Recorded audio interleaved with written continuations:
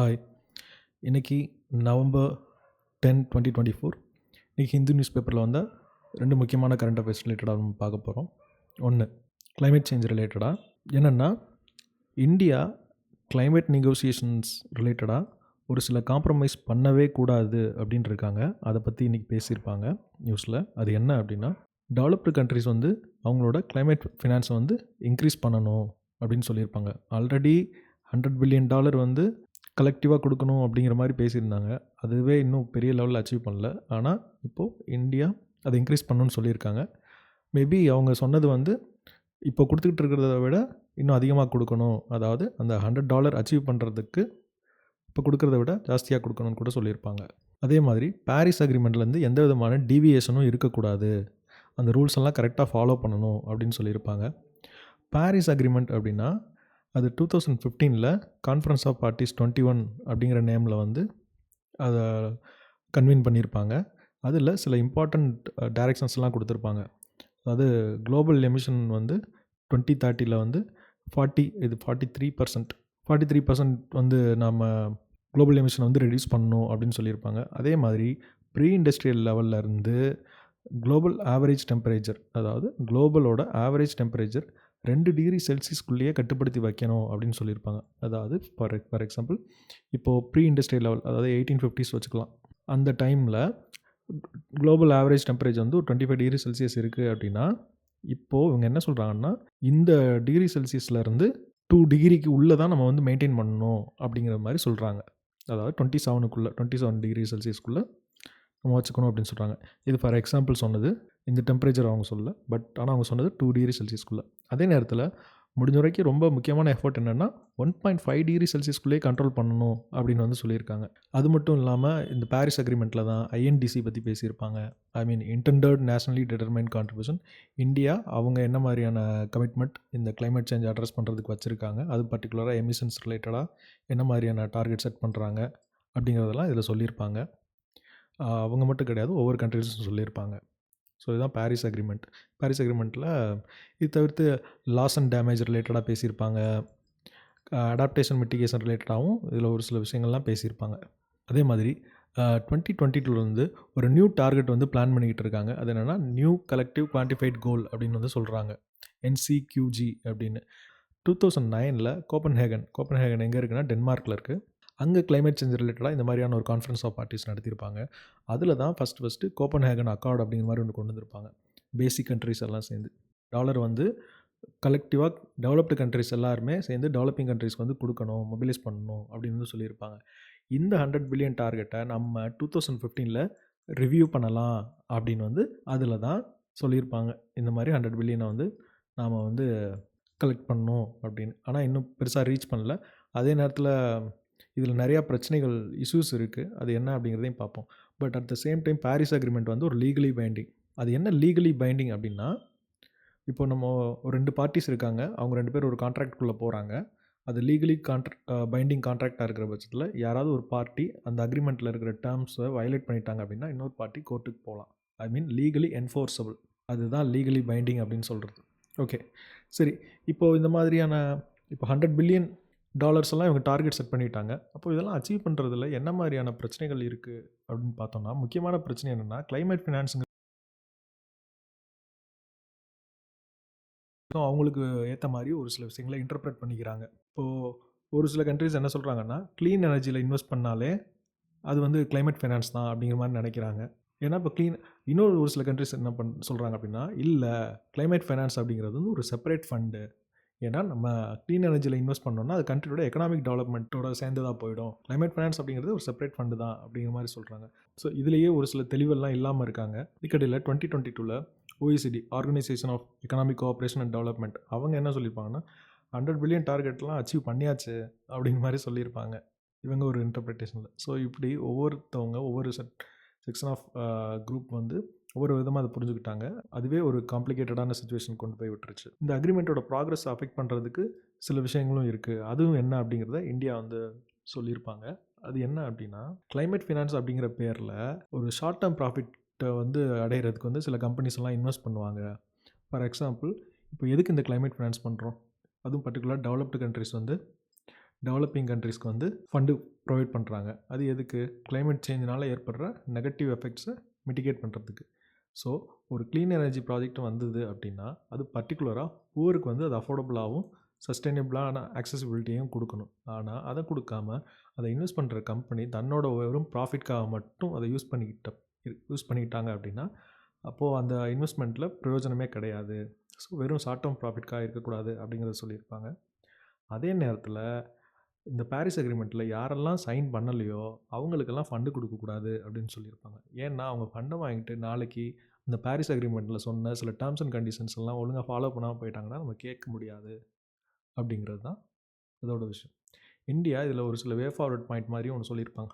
என்னென்னா funding மெக்கானிசத்தில் India financial மெக்கானிசத்தில் ரொம்பவே ஓப்பனாகவும் ஃப்ளெக்சிபிளாகவும் இருக்குது. நீங்கள் கொடுக்குற ஃபண்ட்ஸை கிராண்ட்ஸாக கொடுக்கலாம். மல்டிலேட்ரல் பேங்க்ஸில் லோன் வந்து ரொம்பவே கம்மியான இன்ட்ரெஸ்ட் ரேட்டுக்கு கொடுக்கலாம். அது IMF, வேர்ல்ட் பேங்க் மாதிரியான பேங்க்கில். இன்னொன்று டெக்னாலஜியில் இன்வெஸ்ட் பண்ணலாம். ஸோ இந்த மாதிரி சொல்லியிருப்பாங்க. இது வந்து நம்ம ஒரு வே ஃபார்வர்ட் பாயிண்ட்காக யூஸ் பண்ணிக்கலாம். இப்போது ஃபார் எக்ஸாம்பிள் இந்த இன்னும் ஃபண்டெல்லாம் ப்ராப்பராக அச்சீவ் பண்ண முடியல கிளைமேட் சேஞ்ச் ரிலேட்டட் எஃபர்ட்ஸில். ஸோ அதுக்கு என்னெல்லாம் பண்ணலாம் அப்படின்னு சொல்லும்போது இந்த மாதிரி open and flexible financial mechanism வச்சுக்கலாம். அது கிராண்ட்டாக கொடுக்கலாம், அலோவ் பண்ணலாம். மல்டிலேட்டரல் பேங்க்ஸு ஒரு கன்செஷனல் ரேட்டில் வந்து ஃபண்ட் பண்ண சொல்லலாம், டெக்னாலஜி இன்வெஸ்ட் பண்ண சொல்லலாம் அப்படின்னு நம்ம ஒரு பாயிண்ட்டாக அப்படி கோட் பண்ணி விடலாம். GS3ல் என்விரான்மெண்ட்டில் வரும். ரேன்சம் வேர் அட்டாக் ரிலேட்டடாக ஒன்று பேசியிருக்காங்க. GS3ல் வரும் security, basics of cyber security. Already ransomware ரிலேட்டடாலாம் ப்ரிலிம்ஸில் கொஸ்டின் கேட்டிருக்காங்க. சைபர் செக்யூரிட்டி ரிலேட்டடாக மெயின்ஸ்லேயும் கொஸ்டின் கேட்டிருக்காங்க. இதில் ஓவராலாக சில இம்பார்ட்டண்ட் இன்ஃபர்மேஷன்ஸ்லாம் கொடுத்துருக்காங்க. அது நம்ம மெயின்ஸில் வந்து நம்ம யூஸ் பண்ணிக்கலாம். ரீசெண்டாக ஒரு ரிப்போர்ட் வந்து annual report department of personnel training அவங்க 2023-24 ரிப்போர்ட் ரிலீஸ் பண்ணியிருக்காங்க. அவங்க என்ன சொல்லியிருக்காங்கன்னா ஒரு முக்கியமான டிஃபென்ஸ் யூனிட் இருக்குல்ல அது வந்து ரேன்சம்வேர் அட்டாக் வந்து பண்ணியிருக்காங்க 2023 அப்படின்னு சொல்லியிருக்காங்க. எந்த டிஃபென்ஸ் யூனிட் அப்படிங்கிறது சொல்ல, இந்த மாதிரி மட்டும்தான் சொல்லியிருக்காங்க.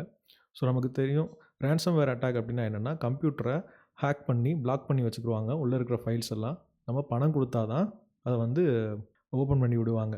அதாவது அந்த கீ அவங்க ஒரு கீ மாதிரி போட்டு பிளாக் பண்ணிடுவாங்க. அந்த கீ வேணும்னா நம்ம வந்து பணம் கொடுக்கணும். அதை தான் ரேன்சம் அப்படின்னு சொல்லுவாங்க. அதாவது பணயமாக கொடுக்கறது. ஓகே, அதே மாதிரி October 2023 American cyber security intelligence agency அவங்க என்ன பண்ணியிருப்பாங்கன்னா ஒரு இன்ஃபர்மேஷன் சொல்லியிருப்பாங்க. இந்தியாவில் Indian council of medical research வந்து அதில் நிறையா டேட்டா லீக் நடக்குது. ஆதார், பாஸ்போர்ட் இன்ஃபர்மேஷன் கிட்டத்தட்ட 81 கோடி இந்தியன்ஸோட இந்த மாதிரியான இன்ஃபர்மேஷன்ஸ் வந்து லீக் ஆகிருக்கு அப்படின்னு சொல்லியிருப்பாங்க. ஆக்சுவலாக இந்த லீக் வந்து டெலிகிராம் பாட் இந்த மாதிரியெல்லாம் லீக் ஆனதாக வந்து ஒரு இன்ஃபர்மேஷன் வந்தது. டெலிகிராம் பாட் யூஸ் பண்ணி. இதெல்லாம் ஏன் பார்க்குறோன்னா இந்தியாவில் இந்த மாதிரி மிகப்பெரிய சைபர் செக்யூரிட்டி இன்சிடென்ட்ஸ் எல்லாம் நடந்திருக்கு அப்படிங்கிறதுக்காக தான். ஒரு சில மேஜர் சைபர் செக்யூரிட்டி இன்சிடென்ட்ஸ் ரிலேட்டடாக நமக்கு அட்லீஸ்ட் ஒரு 4-5 நேமாவது தெரியணும்ல, அதுக்காக. மேக்ஸிமம் நம்பர்ஸ் நமக்கு தேவையில்லை, ஆனால் இப்படி ஒரு விஷயம் நடந்திருக்கு அப்படிங்கிறது வந்து தெரியணும். Indian computer emergency response team வந்து 2023 ஒரு ரிப்போர்ட் வந்து இது பண்ணியிருப்பாங்க. கிட்டத்தட்ட 15,92,000 செக்யூரிட்டி இன்சிடென்ட்ஸ் வந்து லாஸ்ட் இயரில் ரிப்போர்ட் ஆகிருக்கு அப்படின்னு 2023 சொல்லியிருப்பாங்க. இது 2017 53 இன்சிடென்ட்ஸ் தான் நடந்திருக்கு. ஆனால் இப்போது 15 lakh நடந்திருக்கு. அப்போ எவ்வளோ பெரிய ஹியூஜ் டிஃப்ரென்ஸ் பாருங்களேன். அது என்ன மாதிரியான இன்சிடென்ட்ஸ் அப்படின்னு பார்க்கும்போது ஒன்று website intrusion and malware propagation. அன்ஆத்தரைஸ்டாக நம்ம வெப்சைட்டுக்குள்ளே வந்து இருக்கிற லூப்ஹோல்ஸ் யூஸ் பண்ணி வல்னரபிலிட்டிஸை யூஸ் பண்ணி வெப்சைட்டை வந்து இன்ட்ரூட் பண்ணுறது. அதில் வந்து உள்ளே வந்து ஒரு மால்வேரை வந்து ப்ராபகேட் பண்ணுறது. மால்வேர் அப்படிங்கிறது என்னென்னா மலிசியஸ் சாஃப்ட்வேர். அதே மாதிரி மலிசியஸ் கோட்ஸ் ரிலேட்டடான இன்சிடென்ட்ஸை இன்டகிரேட் பண்ணி விடுறது. ஃபிஷிங் அப்படிங்கிறது மெயில் அனுப்பி நம்மளோட sensitive informations, credit card numbers, நம்மளோட டீட்டெயில்ஸ் எல்லாம் கேட்குறது, இந்த மாதிரி பண்ணுறது. இன்னொன்று DDoS அட்டாக்ஸ்னால் distributed denial of service attacks. இந்த டினைல் ஆஃப் சர்வீஸ் அட்டாக்ஸில் என்ன பண்ணுவாங்கன்னா, ஒரு வெப்சைட் இருக்குதுன்னு வச்சுக்கோங்களேன். இப்போ இதான் வெப்சைட் அப்படின்னா இந்த வெப்சைட்டுக்கு ஏகப்பட்ட டிராஃபிக்கை வந்து உருவாக்கி விட்ருவாங்க. அதாவது நிறையா பேர் அக்சஸ் பண்ணிகிட்டு இருக்கிற மாதிரி. யார் பண்ணுவான்னா அந்த ஹேக்கர் பண்ணுவாங்க. அப்போது நிறைய ஓவராக டிராஃபிக் ஆயிடுச்சுன்னா பயங்கரமாக லோட் ஆயிரும். அப்போது லெஜிட்டிமேட்டாக இப்போ யாராவது போய் அக்சஸ் பண்ணணும் அப்படின்னா அந்த வெப்சைட்டை வந்து அக்சஸ் பண்ண முடியாது. இப்போது ஃபார் எக்ஸாம்பிள் நம்ம இந்த TNPSC கடைசி நாளில் நோட்டிஃபிகேஷன் அப்ளை பண்ணும்போது பார்த்துருக்கீங்களா, வெப்சைட் லோட் ஆகாது. அது வந்து ஜென்யூனாக எல்லோரும் பண்ணுறது. பட் இதில் ஹேக் பண்ணுறவங்க இந்த denial of service attack use பண்ணி அந்த மாதிரி டிராஃபிக் அதிகப்படுத்தி விட்ருவாங்க. அதனால் லெஜிட்டிமேட்டாக யாருக்கு வேணுமோ அவங்களால யூஸ் பண்ண முடியாது. அதுதான் இந்த DDoS அட்டாக்கு. அடுத்து வெப்சைட் டீஃபேஸ்மெண்ட். இதுவும் வெப்சைட்டை வந்து அன்ஆத்தரைஸ்டாக போய் உள்ளே இருக்கிற இன்ஃபர்மேஷன்ஸ்லாம் மாற்றி அந்த ஹேக்கர் என்ன நினைக்கிறாங்களோ அந்த இன்ஃபர்மேஷன்ஸை வந்து போட்டு விட்றது. அது அப்புறம் நெட்வொர்க் ஸ்கேனிங் ஆக்டிவிட்டீஸ், நெட்வொர்க்கில் ஸ்கேன் பண்ணுறது. அதுக்குன்னு சில ஆத்தரைசேஷன்லாம் இருக்குது நெட்வொர்க்கில் ஆக்டிவேட் பண்ணுறதுக்கு. அந்த ஆத்தரைசேஷன்லாம் எதுவுமே இல்லாமல் அன்ஆத்தரைஸ்டாக வந்து ஸ்கேன் ஆக்டிவிட்டீஸில் ஈடுபட்டு சென்சிட்டிவ் இன்ஃபர்மேஷன்ஸ் எல்லாம் எடுக்கிறது. நெக்ஸ்ட்டு இந்த ransomware அட்டாக்ஸ் நம்ம பார்த்த மாதிரி தான். இன்னொன்று டேட்டா பிரிச்சஸ் இந்த டேட்டா லீக்ஸ்லாம் நம்ம மேலே பார்த்தது தான். அதே மாதிரி சர்டின் இதில் வே ஃபார்வர்ட் பாயிண்ட்ஸ் மாதிரி சில விஷயங்கள் வந்து சொல்லியிருக்காங்க. ரெலவெண்ட் ஸ்டேக் ஹோல்டர்ஸ் கூட வந்து கோஆர்டினேட் பண்ணணும் அப்படிங்கிற மாதிரி சொல்லியிருக்காங்க. அது one of the remedial measure அப்படின்னு சொல்லியிருக்காங்க. அதே நேரத்தில் இன்டர்நேஷ்னல் கவுண்டர் பார்ட்ஸ் கிட்ட வந்து கொலாபரேட் பண்ணிக்கிறணும் அப்படிங்கிறதையும் சொல்லியிருக்காங்க. ஃபார் எக்ஸாம்பிள் வந்து FBI அமெரிக்காவில் இருக்குது, ராயல் கனேடியன் மவுண்டட் போலீஸ் அவங்க இருக்காங்க, சிங்கப்பூர் போலீஸ், இவங்க எல்லாருக்கூடையும் சேர்ந்து இந்த மாதிரியான சைபர் ஃப்ராடெல்லாம் தடுக்கிறதுக்கு வந்து முயற்சி பண்ணணும் அப்படிங்கிற மாதிரி சொல்லியிருப்பாங்க. அதே மாதிரி FBIலேருந்து ஒரு இன்ஃபர்மேஷன் வந்திருக்கு. அது என்னென்னா, கிட்டத்தட்ட ஒரு ஃபேக் டெக் சப்போர்ட் கால் சென்டரை வந்து இந்தியாவில் வந்து கண்டுபிடிச்சிருப்பாங்க. குறிப்பாக கிட்டத்தட்ட $2 மில்லியன் அளவுக்கு. ஸோ இந்த மாதிரியான இன்சிடெண்ட்டும் நடந்திருக்கு. இப்போ ரீசெண்டாக லாஸ்ட் 1 இயர்னா கூட வச்சுக்கலாமே, கனடாக்கும் இந்தியாவுக்கும் ரிலேஷன்ஸ் பெருசாக சரியில்லை. அப்படி இருக்கும்போது கூட ஒரு கனடியன் சிட்டிசன்ஸை ஏமாத்துகிற டெல்லி பேஸ்டு கால் சென்டரை வந்து ஐடென்டிஃபை பண்ணி சிபிஐயோட கொலாபரேஷன் கூட கண்டுபிடிச்சிருக்காங்க. அடுத்து இதே நியூஸில் சிபிஐயோட ரோல்ஸ் பற்றி ரொம்ப அழகாக பேசியிருப்பாங்க. சைபர் செக்யூரிட்டி ரிலேட்டடாக அவங்க என்ன மாதிரியான இன்வெஸ்டிகேஷன்ஸ்லாம் ஈடுபட்டிருக்காங்க அப்படிங்கிறத பற்றி பேசியிருக்காங்க. இது வந்து நமக்கு செக்யூரிட்டி இந்தியாவில் என்ன மாதிரியான செக்யூரிட்டி ரிலேட்டட் இன்ஸ்டிடியூஷன்ஸ் ஒரு சிலபஸில் ஒரு டாபிக் இருக்குல்ல, செக்யூரிட்டியில், இன்டர்னல் செக்யூரிட்டியில், அதில் வந்து நம்ம ரிலேட் பண்ணிக்கலாம். இந்த சைபர் செக்யூரிட்டி ரிலேட்டட், அதாவது கம்ப்யூட்டர் கிரைம்ஸ் ரிலேட்டடாக இன்வெஸ்டிகேட் பண்ணுறதுக்கு யூனியன் கவர்மெண்ட் ஃபஸ்ட்டு சிபிஐ தான் அப்ரூவல் கொடுத்துருப்பாங்க 1999. அதுக்கப்புறம் ரீசெண்டாக கேபினட் செக்ரட்டரி என்ன பண்ணியிருப்பாங்கன்னா, நேஷ்னல் செக்யூரிட்டி கவுன்சிலோட செக்ரட்டரியேட்டை வந்து இந்த சைபர் செக்யூரிட்டி ரிலேட்டடான அஃபேர்ஸ் எல்லாம் வந்து கோஆர்டினேட் பண்ணுங்கள் அப்படிங்கிற மாதிரி வந்து சொல்லியிருப்பாங்க. இந்த நேஷ்னல் செக்யூரிட்டி கவுன்சில் யாருக்கு ரிப்போர்ட் பண்ணுவாங்கன்னா, national security adviser Ajit Doval இருக்காங்கல்ல, அவங்களுக்கு ரிப்போர்ட் பண்ணுவாங்க. அதே மாதிரி டெலிகாம் ரிலேட்டட் செக்யூரிட்டி இஷ்யூ வந்து ministry of electronics and communication information டெக்னாலஜிக்கு வந்து கொடுத்துருப்பாங்க. அது நோடல் மினிஸ்ட்ரி. இப்போ சிபிஐ ரிலேட்டடாக நம்ம என்ன பண்ணியிருக்காங்க அப்படிங்கிறது வந்து பார்க்கலாம். சில லாஸ்ட் இயர் நம்ம இந்த பார்த்தோம் இல்லையா, இந்த டிஓபிடி ஒரு ரிப்போர்ட் ரிலீஸ் பண்ணாங்கன்னு பார்த்தோம்ல, அதில் சிபிஐயோட இந்த ரோலை வந்து மென்ஷன் பண்ணி பேசியிருப்பாங்க. இந்த மாதிரியான காம்ப்ளெக்ஸ் சைபர் கிரைம்ஸ் எல்லாம் இன்வெஸ்டிகேட் பண்ணியிருக்காங்க அப்படின்னு. அது என்னென்னா, இந்த டிஃபென்ஸ் யூனிட் அதை அட்டாக் பண்ணது வந்து அது ransomware அட்டாக் அவங்க தான் இன்வெஸ்டிகேட் பண்ணியிருப்பாங்க. மில்லியன்ஸ் ஆஃப் இந்தியன்ஸ் யூஸரோட டேட்டா பிரெச் ரிலேட்டடாக அதுவும் அவங்க தான் இது பண்ணியிருப்பாங்க. ஒரு மினிஸ்ட்ரி வந்து மால்வேர் அட்டாக் உள்ளாயிருக்கும், அதையும் அவங்க தான் இன்வெஸ்டிகேட் பண்ணியிருக்காங்க. இது என்னென்னு செக்யூரிட்டி ரீசனுக்காக அவங்க சொல்ல மாட்டுறாங்க, எந்த மினிஸ்ட்ரி என்னன்னு. அதே மாதிரி நம்ம டிடிஓஎஸ் அட்டாக் ஒன்று பண்ணியிருக்காங்கல்ல, airports, critical infrastructure airports in India. இந்த கிரிட்டிக்கல் இன்ஃப்ராஸ்ட்ரக்சர்னால் என்ன அப்படின்னா, இந்த இன்ஃப்ராஸ்ட்ரக்சரை அட்டாக் பண்ணிட்டாங்க அப்படின்னா கிரிட்டிக்கல் சர்வீசஸ்லாம் கிடைக்காம போயிடும். இப்போது பஸ் சர்வீசஸ் அந்த மாதிரி தான். இப்போ ஹாஸ்பிட்டல், இப்போ இந்தியா லெவலில் எல்லா ஹெல்த் சர்வீசஸையும் ஒரே டேட்டா பேஸில் வச்சுருக்காங்க. ஒருவேளை அந்த டேட்டா பேஸ் இருக்கிற சர்வர் அட்டாக் பண்ணிட்டாங்க அப்படின்னா பேஷண்ட்டோட இன்ஃபர்மேஷன்ஸ் எல்லாம் எடுக்க முடியாமல் போயிடும். எல்லாமே டிஜிட்டலில் இருக்கிற இந்த சூழ்நிலையில் எந்த பேஷண்ட்டுக்கு என்ன ட்ரீட்மெண்ட் கொடுத்தோம் அப்படிங்கிற அந்த டீட்டெயில்ஸ் எல்லாமே இல்லாமல் போகிறது, அக்சஸ் பண்ண முடியாமல் போகிறதுக்கு சான்சஸ் இருக்குது. ஸோ இதுதான் கிரிட்டிக்கல் இன்ஃப்ராஸ்ட்ரக்சர். டிடிஓஎஸ்னால் என்னென்னு நம்ம அப்போயே பார்த்துட்டோம். ஓகே, அதே மாதிரி சிபிஐ வந்து இன்னொரு இன்ட்ரெஸ்டிங்கான ஒரு கேஸ் வந்து கண்டுபிடிச்சிருக்காங்க. ஆஸ்திரேலியாவில் இருக்கிற ஒரு சிட்டிசன் வந்து அங்கே இருக்கிற டேக்ஸை அவாய்ட் பண்ணுறதுக்காக இங்கே டெல்லியில் இருக்கிற ஒரு பர்சனோட வேலெட்டில் வந்து அவரோட பிட்காயினை வந்து ட்ரான்ஸ்ஃபர் பண்ணி வச்சுருக்கிறதா கண்டுபிடிச்சிருக்காங்க. ஸோ இந்த மாதிரியெல்லாம் இன்டர்நேஷ்னல் லெவலில் கிரிப்டோ கரன்சியை ட்ரான்ஸ்ஃபர் பண்ண முடியுது. இப்போ கிரிப்டோ கரன்சியில் இருக்கிற பிரச்சனையே இது ஒரு முக்கியமான பிரச்சனை. ஏன்னா ஈஸியாக கிராஸ் பார்டரில் ட்ரான்ஸ்ஃபர் பண்ணிட முடியும்.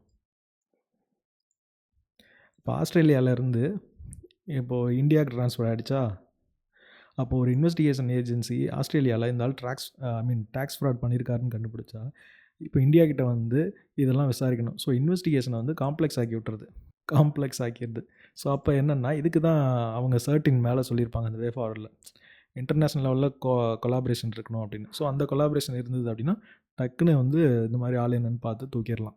அடுத்து இன்னொன்று, இந்தியாவில் கிட்டத்தட்ட 100 கோடி அளவுக்கு இந்தியன் சிட்டிசனை ஏமாத்தின கிரிப்டோ மைனிங் ஸ்கேம் வந்து அதையும் கண்டுபிடிச்சிருக்காங்க. இந்த கிரிப்டோ மைனிங் ஸ்கேம் என்ன அப்படின்னா, ஒன்றும் இல்லை, இந்த மாதிரி கிரிப்டோ மைன் பண்ணால் பேசிக்காக பேசிவாக இன்கம் சம்பாதிக்கலாம். நீங்கள் அது என்னது உறங்கி கொண்டு இருக்கும்போதும் உங்களுக்கு வருமான வாய்ப்புகள் வந்து கொண்டே இருக்குன்னு சொல்கிற மாதிரி தான். நீங்கள் பாட்டுக்கு இந்த கிரிப்டோ மைன் பண்ணுற சிஸ்டம்ஸ், இந்த ஹை பவர்ட் சிஸ்டம்ஸ் இதெல்லாம் வாங்கி அதில் இன்வெஸ்ட் பண்ணி நீங்கள் வச்சுட்டிங்க அப்படின்னா உங்களுக்கு அது பணத்தை கொடுத்துட்டே இருக்க போகுது. நீங்கள் பாட்டுக்கு உங்கள் வேலையை பார்த்துட்ருக்கலாம் அப்படின்னு சொல்லி ஏமாற்றி கிட்டத்தட்ட 100 கோடி அளவுக்கு இந்தியன் சிட்டிசன்ஸ் வந்து ஏமாற்றிருக்காங்க கிரிப்டோ மைனிங் ஸ்கேம் மூலமாக. இதுவும் போயிட்டுருக்கு. சம்டைம்ஸ் அந்த மாதிரியான சொஃபஸ்டிகேட்டட் கம்ப்யூட்டர் சிஸ்டம் எல்லாம் நாங்களே வச்சுருக்கோம், நீங்கள் எங்ககிட்டயே ரெண்ட்டுக்கு எடுத்துக்கலாம், இல்லை அந்த சிஸ்டமை எங்ககிட்டயே வாங்கிக்கலாம்னு சொல்லி ஏமாத்துறாங்க இந்த கிரிப்டோ மைனிங் சிஸ்டத்தில். அதுவும் இல்லாமல் இதில் இனிஷியலாக சேர்ந்தவங்களுக்கு வந்து ஃபண்டு வந்து இந்த பொன்சி ஸ்கீம் மாதிரி வேறு ரெடி பண்ணி தருவாங்க. பொன்சி ஸ்கீம்லாம் என்னென்னா, ஃபஸ்ட் இனிஷியலாக இந்த மாதிரி ஒரு ஸ்கீம் வச்சுருக்கோம், உங்களுக்கு வருமானம் தொடர்ந்து வரும் அப்படின்னு சொல்லிட்டு ஒரு குரூப் ஆஃப் பீப்புளை வந்து சேர்த்துருவாங்க. இனிஷியலாக ஒரு 5 பேர் ஜாயின் பண்ணுறாங்க அப்படின்னா அவங்கக்கிட்ட ஃபண்டை வாங்கிடுவாங்க.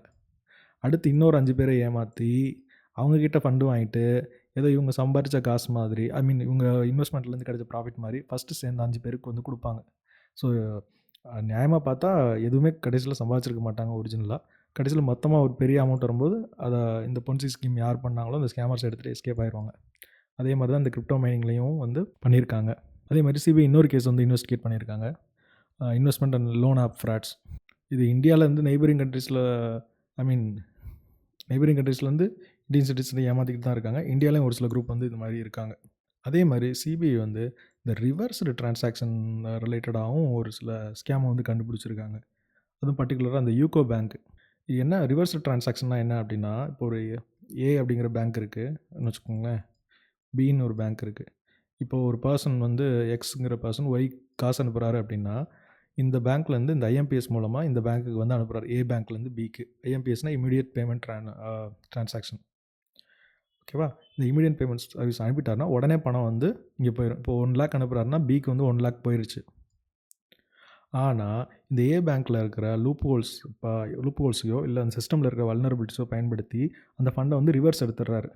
ஸோ என்ன ஆகும்னா, இந்த ஃபண்டு அனுப்பின ஃபண்டு 1 லேக்கு திரும்ப இங்கே வந்துடும் இவரோட ஏவோட அக்கௌண்ட்டுக்கே. ஆனால் அதே நேரத்தில் பியோட அக்கௌண்ட்டில் அந்த 1 லேக் அப்படியே இருக்கும். ஸோ இதுதான் ரிவர்ஸ் ட்ரான்சாக்ஷன்.